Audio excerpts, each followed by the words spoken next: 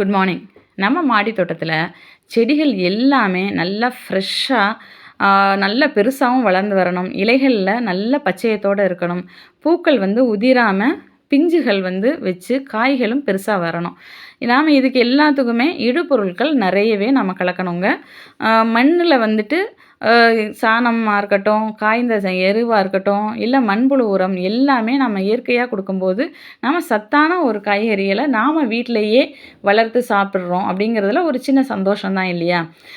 ஒரு தொட்டியில் வச்ச ஒரு கத்திரிக்காய் செடியிலேருந்து பாருங்கள், எல்லா காய்களும் சூப்பராக எந்த ஒரு பூச்சி தாக்குதலும் இல்லாமல் அவ்வளோ அருமையாக வளர்ந்துட்டு வருது.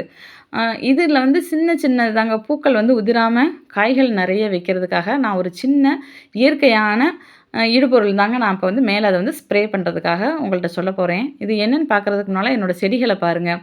செடி அவரை, பச்சை வரி கத்திரி, அதே மாதிரி தக்காளி பாருங்கள். தக்காளி நல்லா முடிய போகிற சீசனாக இருந்தாலும் காய்கறிகள் ஒவ்வொரு கனவு வருது.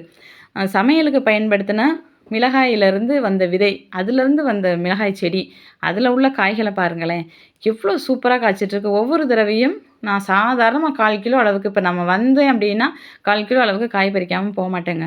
அவ்வளோ சூப்பராக காய்கள் வருது. இத்தனைக்கும் ஒரு செடி தான் ஒரு தொட்டியில் வச்சுருக்கேன்.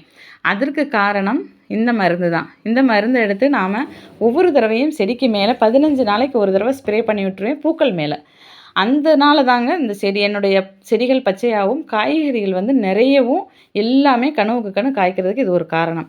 இது தேமோர் கரைசலுங்க. தேமோர் கரைசலை நாம் அதாவது 1 பங்கு எடுத்துருக்கோன்னா 10 பங்கு அளவுக்கு தண்ணீரில் கலந்துட்டு இதை தான் நாம் நல்லா வடிகட்டிட்டு ஸ்ப்ரேயரில் போட்டு நாம் ஸ்ப்ரே பண்ணணும். ரொம்ப சிம்பிளான வேலையாக தான் இருக்கும். பட் நம்ம தயாரித்து நாமளே செய்யும்போது அதுக்கான ரொம்பவே பலன் அருமையாக நம்ம கிடைக்குங்க. பாருங்கள், ஒவ்வொரு பூக்கள் எங்கெங்கே இருக்கோ அந்த இடத்துல ஃபுல்லும் பார்த்து ஸ்ப்ரே பண்ணிக்கிட்டே இருக்கணும். ரொம்பவே அருமையான ஒரு மருந்து. இதனுடைய எஃபெக்ட்டும் நான் உங்களுக்கு முன்னாலேயே காமிச்ச மாதிரி காய்கறிகள் அவ்வளோ நல்லா காய்ச்சி வருது.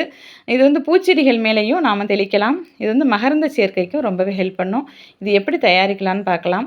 வெண்ணெய் கடைஞ்சு எடுத்த மோர், இந்த மோரை 4 நாளைக்கு இறுக்கி மூடி வச்சிடணுங்க. இதை தேங்காய் பால், நான் 1 லிட்டர் அளவுக்கு புளிச்ச மோர் எடுத்திருக்கேன் அப்படின்னா 1/2 லிட்டர் அளவிற்கு தேங்காய் பால் நல்லா வடிகட்டிட்டு இதையும் எடுத்துக்குவோம். இந்த கலவையை 3 நாட்களுக்கு டைட்டாக நாம் மூடி வச்சிடணும் கலந்து. அவ்வளோதாங்க. இதை தான் நான் யூஸ் பண்ணுவோம். மொத்தமாக 7 நாள் கலந்து யூஸ் பண்ணும்போது என்னுடைய செடிகள் ரொம்பவே அருமையான வளர்ச்சியோடையும் பூக்கள் உதிராமல் காய்கள் நிறையவே கொடுக்குதுங்க. பாருங்கள், நீங்களும் இதே மாதிரி தயாரிச்சுட்டு எப்படி இருக்குன்னு சொல்லுங்கள்.